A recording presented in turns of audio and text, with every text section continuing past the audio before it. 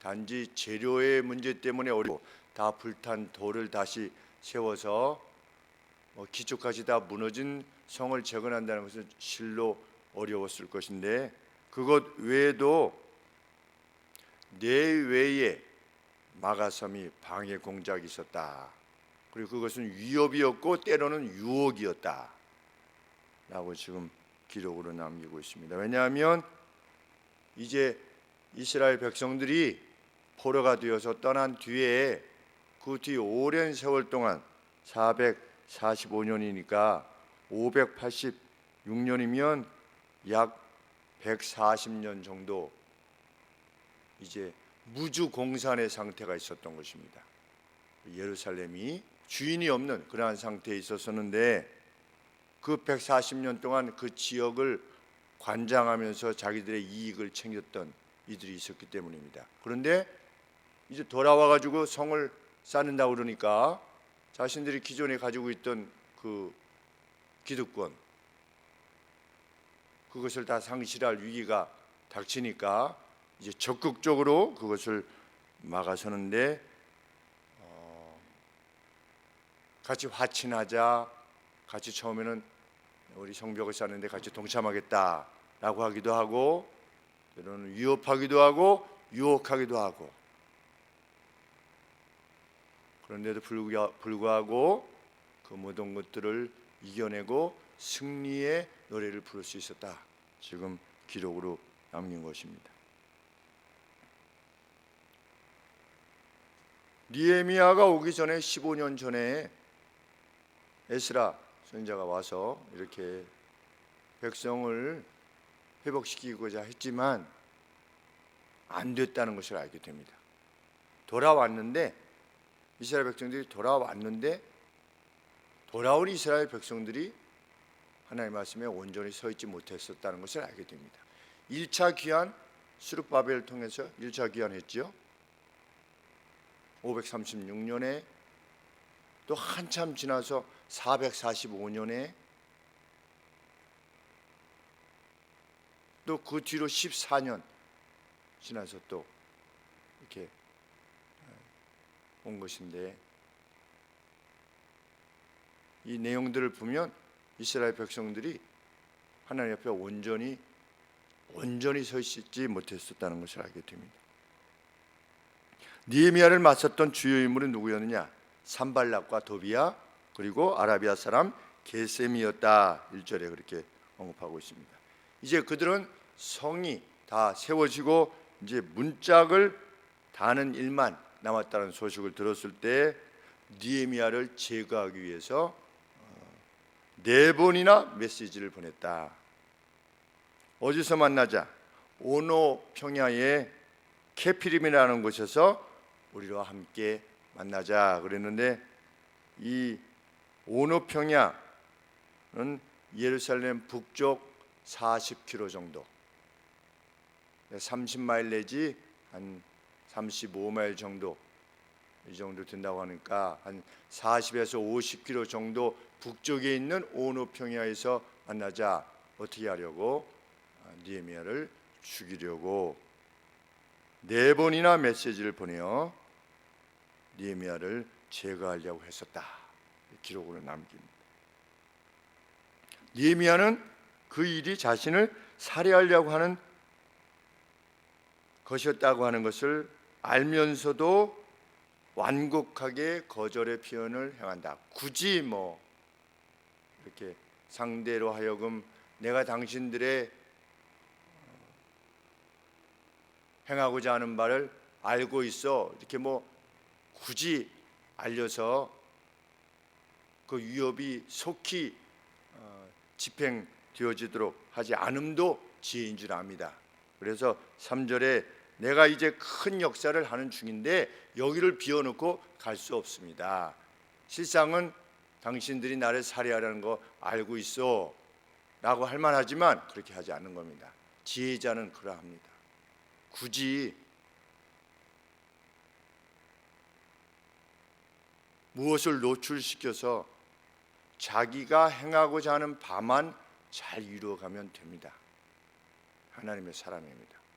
내가 어떠한 사람이라고 하는 것, 내가 당신의 생각을 다 알고 있어 라고 해서 상대로 하여금 어찌하지 못하게 하는 그러한 시도, 그것은 지혜로운 길이 아니라는 것을 알게 됩니다.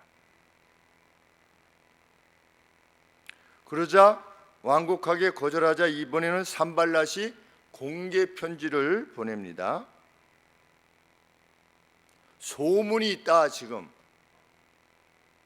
어떤 소문이 있다? 6절 말씀에 이방 중에도 소문이 있다. 나라들 가운데 소문이 있는데 네가 반역한다고 하는 소문이 있다고 하더라. 네가 지금 성을 쌓으려고 하는 것은 반역을 위해서 지금 성을 쌓으려고 한다고 하는 그러한 루머들이 있다. 성원들이 있다. 6절 말씀에 가스무도 말하기를, 이 가스무는 1절에 언급하고 있는 아라비아 사람 게셈을 아라비아 방언으로 말하면 이게 가스무가 된답니다. 그러니까 이 아라비아 사람 이방인 가스무도 말하기를 네가 유다 사람들로 더불어 모반을 위하여 성을 건축한다 하나니 네가 왕이 된다고 하는 말이 있다고 한다. 그리고 7절에 네가 선지자를 세워가지고 예루살렘 안에서 새로운 왕이 등장하였다라고 말을 시켰다고 하는 말이 있으니 이 말이 황제에게 들리면 좋지 않지 않겠느냐. 그러니까 우리 모여서 같이 이렇게 회동해서 같이 컨설팅을 하자. 어떻게 하면 좋을까? 컨설팅을 하자. 그래서 너 그렇지 않으면 너 황제가 너를 소환할 것이고 너를 가만두지 않을 것이다. 이렇게 위협한 것입니다. 그랬더니 느헤미야가 이번에 메신저를 보내서 무엇이라고 말하는 것입니까? 8절 말씀에 너희의 말한 이런 일은 없는 일이다. 좀 하나님의 사람은 좀 이랬으면 좋겠습니다. 소문이 나든 안 나든 이런 일은 없는 것이다.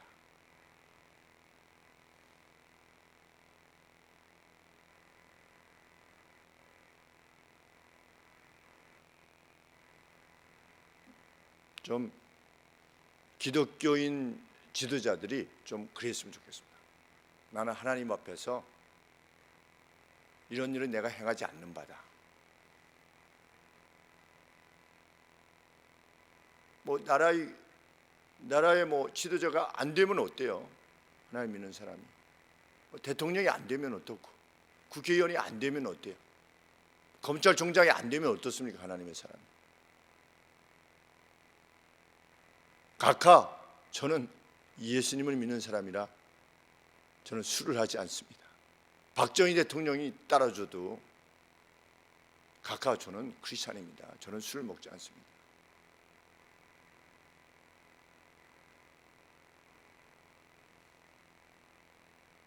나에 대한 소문이 이렇든 저렇든 그것은 사실이 아닙니다. 이걸로 그냥 끝낼 수 있는 사람, 그것은 당신의 마음에 지어낸 것이요 라고 이렇게 말할 수 있는 사람. 언제 용감할 수 있는가? 그것이 내 이익을 챙긴 것이 아닐 수 있을 때 용감할 수 있습니다. 상대를 위할 때 용감할 수 있습니다. 그러다 죽으면 죽는 거다. 이렇게 핀 베어백인가요? 우리나라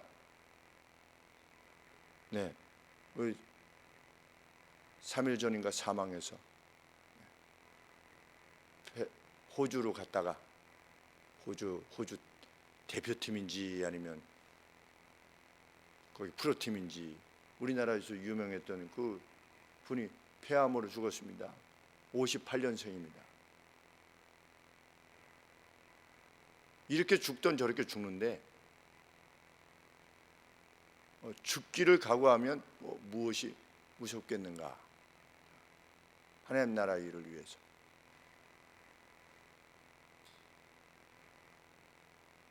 가짜 뉴스에 신경 쓰지 않고 그냥 가는 겁니다. 우직하게. 하나님의 사람은 우직이 지혜가 없다는 것은 아닙니다. 하나님이 주신 지혜대로 가되, 그 지혜는 늘 무엇과 관계되어집니까? 사랑과 관계되어집니다. 우직하게 가는 겁니다.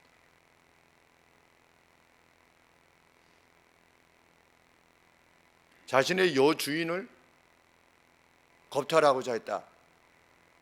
그 감옥에 가가지고 요셉이 얼마나 나쁜 사람으로 죄목으로 들어왔겠습니까?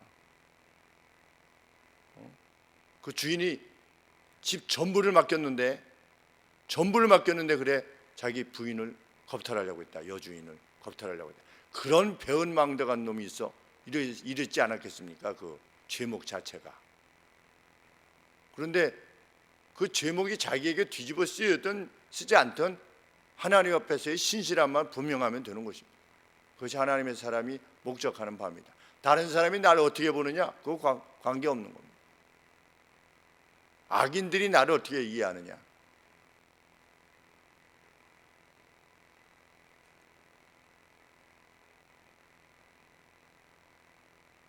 정말 내가 인애의 사람이고 하나님의 사람이냐? 내가 신실한 사람이냐?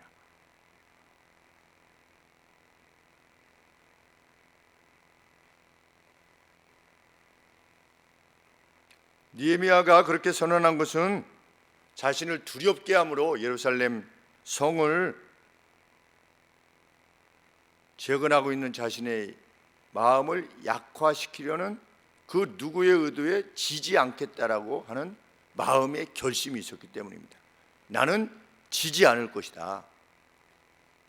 그들의 의도에 나는 지지 않을 것이다. 장부와 같은 마음을 지닌 것입니다. 그래서 9절 말씀에 이제 오 하나님 내 손들을 강하게 하소서. 느헤미야는 자신의 용기가 그 같은 용기가 하나님 앞에 구했던 이 구함이 있었기 때문에 가능했던 것이다 라고 밝히는 겁니다. 이제 오 하나님 내 손들을 강하게 하소서. 왜? 내가 추구하는 것이 왕 무슨 명예 뭐 이런 것이 아니었기에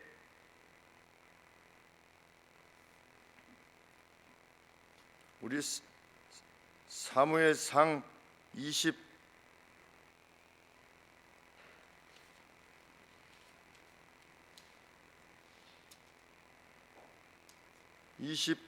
30장 6절 말씀에 제가 정말 좋아하는 말씀인데 사무엘상 30장 6절 말씀에 백성이 각기 자녀들을 위하여 마음이 슬퍼서 다윗을 돌로 치자 하니 다윗이 크게 군급하였으나 낙심하였으나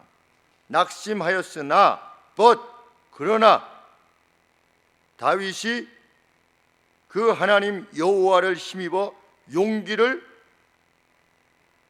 냈더라 그랬습니다. 용기를 냈더라. 데이빗 strengthened himself 그랬습니다. 다윗이 자기 자신을 힘있게 하였더라. 누가 힘있게 한 겁니까? 자기가 힘있게 한 겁니다. 어디 안에서? In the Lord his God. 그의 신이신 여호와 안에서 그 자신을 강하게 하였더라. 믿음의 유인이 지녔던 모습인데 우리 오늘 느헤미야 6장 9절에도 이제 내 손을 힘있게 하옵소서 이렇게 하나님 옆에 간구한 겁니다. 여호와 안에서 지금 두려운 겁니다. 느헤미야가. 근데 두렵지 않으면 강하게 하소서 할 필요가 뭐가 있습니까? 하나님 저는 괜찮습니다. 하나님 괜찮아요. 이렇게 하는데 그게 아니라 하나님 제 손을 힘있게 하옵소서. 왜? 지금 뭔가 두렵고 힘들다는 겁니다. 상황 자체가. 그러나 내가 용기를 잃어버리지 않으려 한다는 겁니다. 하나님 안에서. 그러니 내게 힘을 달라고 하는 것입니다. 용기를. 그것이 각 시대마다 하나님의 백성들이 하나님 안에서 지녔던 담대함이고 용기였습니다. 그쪽 지역을 장악했던 산발랏 도비야, 아라비아, 게셈 뭐 다 막아서 느헤미야를 적대시하는데 얼마나 힘이 들었겠습니까? 그런데 이 유혹이 외부로부터 오는 것만이 아니라 오늘 6장에 보면 내부로부터 기인한 것이었다. 우리 10절에 보시면 세마야라고 하는 사람이 아마도 제사장으로 여겨지는데, 세마야라는 사람이 두문불출하는 겁니다. 자기 집에서 안 나오는 겁니다. 그래서 느헤미야가 웬일이지 하고 찾아갔습니다. 그랬더니 그 세마야가 무엇을 제안합니까? 밤에 너 죽이러 올 거야. 죽이러 올 거니까 우리 도망가자. 우리 피해 있자. 어디에? 하나님의 전 안에. 10절에 보시면 하나님의 전으로 가서 외소 안에 있고 그 문을 닫자. 저희가 필연 밤에 와서 너를 죽일 것이기 때문이다. 그러니 우리 거리로 하나님의 전 안으로 도망가자. 그래서 밤의 공격으로부터 생명을 보존하자, 이러한 제안을 한 겁니다. 그가 두문불출했던 이유는 그가 도비야로부터 내통하면서 작전을 짠 겁니다. 두문불출해가지고 왜 안 나오지? 느헤미야가 오면 우리 이렇게 하자. 그런데 그 목적이 무엇이다? 12절에 보시면 도비야와 산발랏에게 뇌물을 받고 내게 이런 예언을 함이라. 그런데 저희가 뇌물을 준 까닭은 나를 두렵게 하고 이렇게 함으로 범죄하게 하여. 무엇이 범죄입니까? 제사장도 아니고, 그런데 하나님의 전에 들어가는 겁니다. 총독인 느헤미야는 하나님의 법에 의하면 못 들어가게 되어 있습니다. 율법에 의하면 못 들어가는 거죠. 그러니까 범죄하게 하는 겁니다.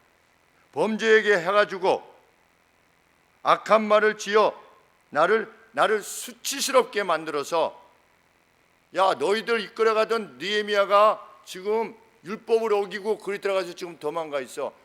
걔를 따라가면 되겠어? 그게 제대로 된 지도자야? 라고 해가지고 백성들로 하여금 어떤 그 불신을 지니게 해서 그 사태를 막아서려고 하는 그러한 의도하에 이 일이 진행되었다는 것을 이제 느헤미야가 안 것입니다. 나중에. 그런데 그러한 제안을 받았을 때 두문불출할 때 느헤미야가 갈 정도니 얼마나 가까운 사이였겠습니까? 그런데 그렇게 말했을 때 정말 가까운 지인으로부터 그런 이야기를 들었을 때 율법을 어기게 되잖아.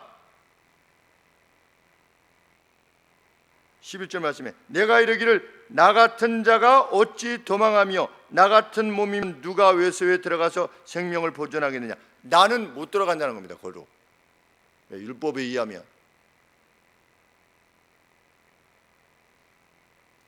나는 들어가지 않겠노라.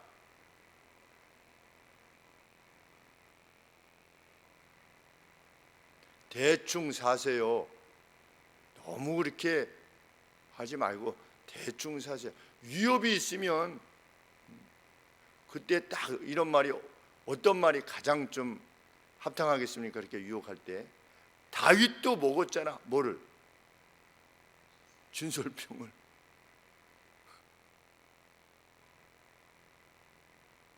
그러면 느헤미야가 그 외소로 들어가면 하나님이 이래가지고 치셨겠습니까?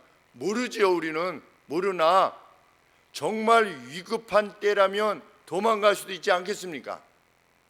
왜? 정말 배고팠을 때 진설병을 먹었잖아요. 굶어서 죽는 상황은 아니지 않겠습니까? 다윗이. 그런 말을 얼마든지 할 만하지 않습니까? 돌로 떡을 만들어 먹어라 라든지, 뛰어내려라, 천사가 지켜준다고 하지 않았느냐. 마귀가 그렇게 유혹하지 않았습니까? 그걸로 도망해라. 우리 시편에는 뭐라고 되어 있습니까? 네 산으로 도망해라. 사람들이 이제는 그만 바라봐. 뭘 와? 위로부터의 도움이 뭘 와? 응? 너 그동안 그렇게 했는데 부르짖었는데 제대로 된 거 있어? 이게 뭐냐? 네 산으로 도망가라고 하는, 너 나름대로의 방식을 쫓아. 이제 조금 너도 어느 정도 그렇게 해 라고 세상이 이렇게 말하는 것처럼 느헤미야도 그런 유혹을 받게 된 겁니다. 보통 때 같으면야 뭐 이렇게 이것이 무슨 유혹이 되겠습니까? 그러나 정말 위협이 되어질 때 사람들은 흔들릴 수 있습니다. 그래, 잠깐만 이렇게 좀 하나님 excuse me, 저를 조금만 좀만 봐주세요. 이렇게 할 수 있을 텐데 느헤미야는 나는 그렇게 하지 않겠노라. 그렇게 하지 않겠노라 했던 느헤미야도 죽었고 그렇게 했던 사람들도 다 죽은 겁니다. 우리는 어떻게 죽을 거냐? 우리의 기록이 얼마나 어떤 기록으로 남길 거냐? 우리는 어차피 우리에게 주어진 한 80에서 100살 정도는 살겠죠. 그냥 정상적으로 살면. 이렇게 살던 저렇게 살던 우리는 죽을 겁니다. 근데 어떤 기록으로 남게 될 것이냐 우리가. 해녀 하시는 분이 그 유퀴즈인가 하는 그 프로그램을 보니까 저 해녀 하시는 분이 70 되신 분이 내 생명이 한 70은 이렇게 내 몸으로부터 떠나갔구나. 이제 생명이 30 많이 남으면 30 남았구나. 이렇게 생각이 든다고 하시면서 과거를 이렇게 회상하시는 이렇게 모습을 이제 보이시는데 우리가 정말 우리 생애는 어떤 기록으로 남게 될 것인가?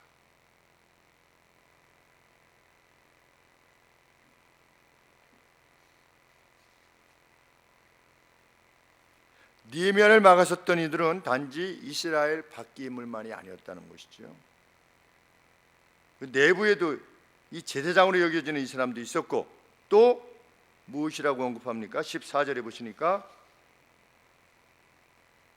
내 하나님이여 도비야와 산발락과 여선지 노아랴와 그 남은 선지자들, 물은 나를 두렵게 하려고 했던 자들. 그러면 그 선지자들 역시 그들과 내통해서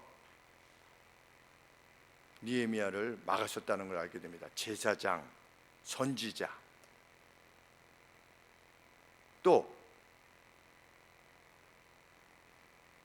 17절에 보시면 많은 편지들로 도비야와 내통했던 유다의 귀인들, 노블한 사람들, 유다의 귀인들 중에 많은 사람들이 도비야와 많은 편지들을 주고받았다.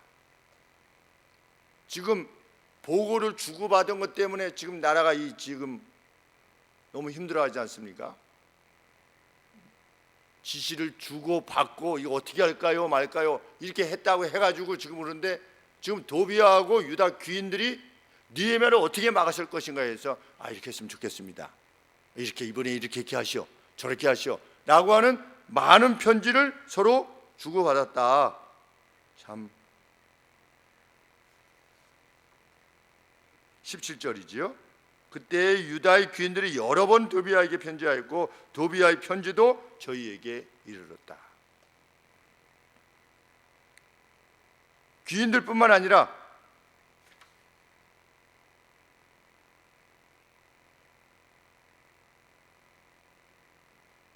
(18절) 하반절에 보시면 유다에서 저와 동맹한 자가 많았다.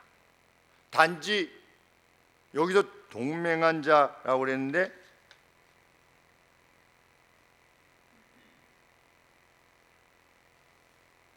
맹세에 의해서 묶인 사람들이 많았다. 맹세.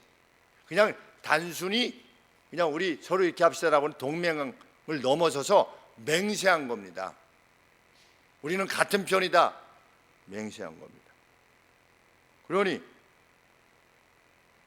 제사장, 근데 제사장 그냥 보통 제사장 정도가 아니라 13장 4절에 의하면 대제사장이었던 엘리야십 역시 도비야와 편지하였다. 대제사장, 제사장들, 귀인들, 그리고 맹세했던 이스라엘 내의 많은 사람들, 이게 다 적대 세력입니다. 느헤미야와 적대 세력.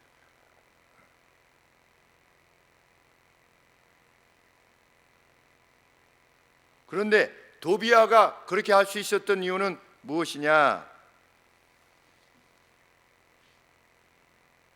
18절에 보시니까 도비야가 아라의 아들 스가냐의 사위가 되었고,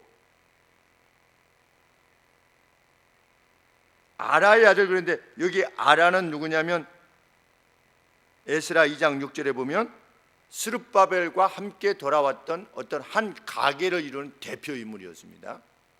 아라의 후손이 몇 명이 돌아왔고 이렇게 되어 있는데, 이 도비야가 아라의 아들 스가냐의 사위가 된 겁니다. 결혼한 겁니다. 이 도비야는 암몬 사람인데, 그리고 도비야의 아들도 베레가의 아들 무술람의 딸을 취하였으므로, 근데 이 메술람은 3장 4절에 보면 벽을 세우던 인물이었습니다. 성벽을 세우던.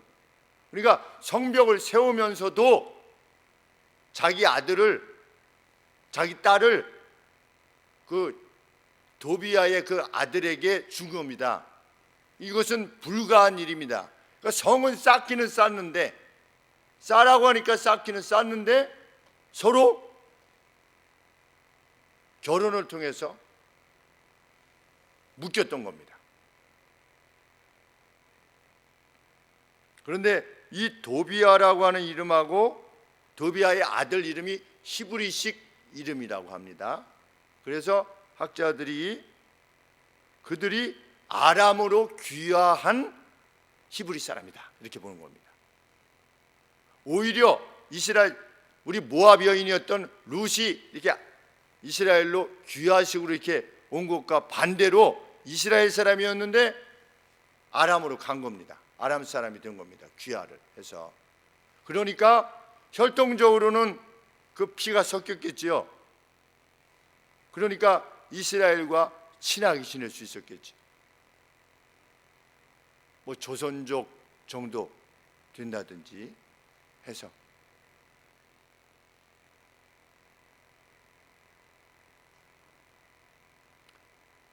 참 이것들을 보면 남겨진 이스라엘 땅은 고통을 받았는데 왜 고통을 받았느냐? 남겨진 하나님의 백성들이 현실 속에서 그저 그렇게 살아간 것입니다. 귀인들이 포로되어서 떠났던 이스라엘이 계속하여 100여 년이 지날 정도로 영적으로 참혹해진 상태에 있었던 것입니다. 우리가 잘못했구나 이래가지고 깨달아서 돌아선 것이 아니고 그냥 남은 상태에서 이방 족속이 와가지고 지배하니까 거기에 빌붙어서 그냥 산 겁니다. 그냥 협력할 때는 협력하고 이런 식으로 해서 하나님의 백성으로서의 본질적 가치를 상실하고 그냥 살아갔던 겁니다. 느헤미야가 돌아왔어도 상관없어요. 이전의 삶을 계속 유지했던 겁니다. 버리지 못하고. 그래서 그 비참한 상태 가운데 있었던 겁니다. 이스라엘은 거의 없습니다. 아브라함을 부르신 때로부터 지금 오늘날까지 하나님 앞에 제대로 서 있었던 때가 없습니다. 여호수아 때 잠깐, 그러니까 아브라함과 이삭과 야곱 때 잠깐, 그리고 모세 때도 아니고 여호수아 때, 여호수아가 살아있는 동안까지만, 그때 잠깐, 히스기야 때 잠깐, 왕이 주로 그랬죠. 요아스 때 잠깐, 거의 없어요. 그리고 멸망 뒤에 예수님 오실 때까지 계속 하나님을 떠나 있다가 예수님이 오셨는데 예수님을 십자가에 못 박아 죽이고 그 뒤로 이스라엘이 회심했느냐? 돌아서지 않았습니다. 그래서 예루살렘이 AD 70년에 로마에 의해서 120만 명이 죽었으면 예수님의 예언대로 예루살렘에 큰 화가 있을 것이다. 너희는 그날이 겨울이 되지 않도록 위해서 기도해라. 뭐 이렇게 하고 그날에 아이벤 자들에게 화가 있을 것이다. 예, 도망가야만 되니까. 너희는 돌아서지 말고 도망해라 산으로. 이렇게 말씀하시고 가시는데 실제로 그 일이 일어나서 120만 명이 죽었으면 우리가 깨달아야 되겠구나. 그 핏값을 우리에게 돌리소서, 우리의 자손에게 돌리소서. 이게 깨닫게 해야 되는데 안 깨닫고 지금까지도 하나님 앞에 예수님께 돌아오지 않고 있는 겁니다. 그러니까 색다른 게 아니지요. 지금의 상태가 그때의 상태인 겁니다. 느헤미야의 상태. 얼마나 힘든 상태였겠는가 생각해 봅니다. 그러나 성경은 이러한 막아섬에도 불구하고 15절에 성 역사가 52일 만에 엘루럴 6월이랍니다. 이스라엘 절기로 엘루럴 25일에 끝났다. 52일 만에 성이 완성된 것입니다. 모든 원수들이 그것을 들었을 때, 모든 우리를 둘러싼 나라들이 보았을 때 그들은 그들의 확신을 상실했다.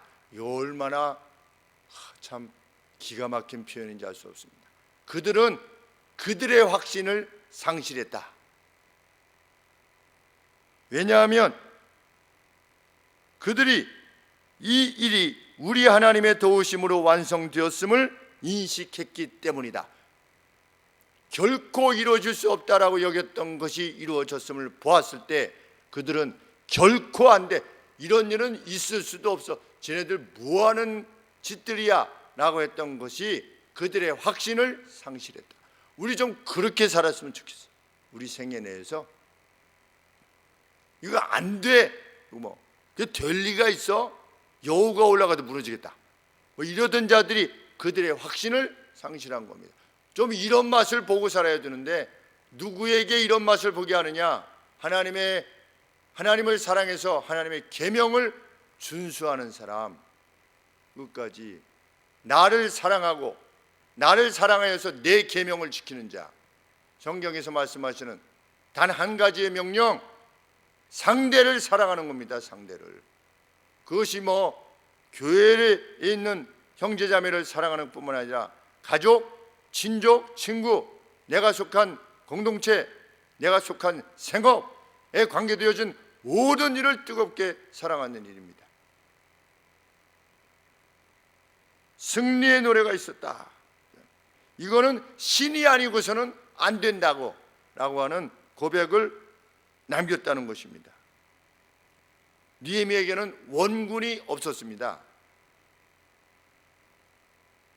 그럼에도 그는 승리했습니다. 한 손에는 무기를 들고 한 손에는 일을 하면서 52일 만에, 한 손에는 들고 한 손에 일을 하면 이게 능률이 오르겠습니까? 말도 안 되는 얘기죠. 52일 만에 성이 재건되었다. 하나님의 특별하신 도움이 있었다는 겁니다.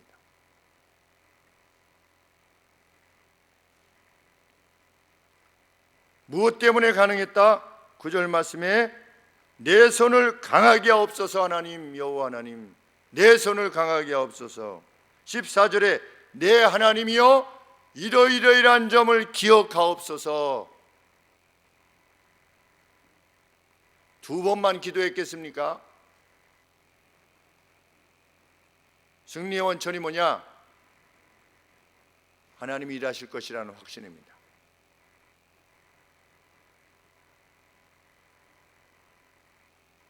무너져 보이는 하나님의 나라, 오늘 하나님의 나라 이 땅에서 전에 총신대 역사 교수님이 오셔서 하신 말씀이 마음에 기억이 남는데, 우리 한국 교회는 쇠퇴기에 이르렀다. 근데 그 교수님 뭐라고 말씀하시냐면 한국 교회는 언제 부흥기에 이르렀었냐요. 언제 한국 교회가 이 사회 전반을 이렇게 그 가치로, 하나님 나라의 가치로 장악해서 한국 사회의 변혁을 이끌어내고, 언제 그랬었는데 언제 그랬기에 쇠퇴기를 말하는 거냐. 쇠퇴기라고 하는 것은 부흥 성장 막 이렇게 해가지고 전체를 장악하는 그때가 있고 나서 쇠퇴기가 있어야 되는 건데 쇠퇴기를 논할 만큼 오지도 않았다는 겁니다. 근데 왜 사람들이 한국교회의 쇠퇴기를 논하느냐 그렇게 언급하시는데 참 장부다운 말씀이다 이런 생각을 해보았습니다. 회복을 뜻하여서 하나님 앞에 구하면서 내 하나님이여 내 손을 강하게 하옵소서 라고 하는 사람들에 의해서 한국교회가 다시금 일어날 것입니다. 이 땅도 어떠합니까? 정말 그랬으면 좋겠습니다. 오해하실 필요는 없고 황교안 대표께서 크리스찬이라고 하는 사실 때문만이 아니라 정말 크리스찬이 이런 크리스찬이 좀 나와서 이전에 크리스찬이라고 하는 이들도 나오셨는데 그들로 인해서 하나님께서 영광을 받으셨는가는 잘 모릅니다. 그런데 그 누군가 좀 나오셔서 하나님 옆에 호소하며 국민들을 위해서 정말 한 손에 이렇게 들고 한 손에 일을 하는 잘 때도 그 갑옷을 벗지 않고 벗지 못하고 자야만 되는 그렇게 하나님 앞에 자기를 드리는 그러한 인물들이 나와야 될 것이며 그것을 위해서 우리가 기도해야 될 것이며 우리 각각이 속한 삶의 장에서 우리 자신들이 그것을 목적해서 행하고 있느라면 하나님께서 그것이 가정이든 생업이든 우리 교회든 온전한 회복을 주시리라 믿습니다. 기도하겠습니다. 하나님 위를 보게 하시고 우리가 설정한 목표가 하나님 나라의 회복이며 확장이 되게 하여 주시기를 소원합니다. 하나님의 이름이 어떻게 하면 높임을 받으실 수 있을 것인가에 대해서 정말 마음으로 고민하며 그것이 우리 남은 인생의 궁극적 목표가 될 수 있도록 도와주시옵소서. 이에 필요한 전술들 하나님 허락하여 주시고 그 전술을 위한 지혜로움을 저에게 허락하여 주시며 날마다의 삶 속에서 실천해 나가는 저희들 되게 하여 주시옵소서. 예수님의 이름으로 기도합니다. 아멘.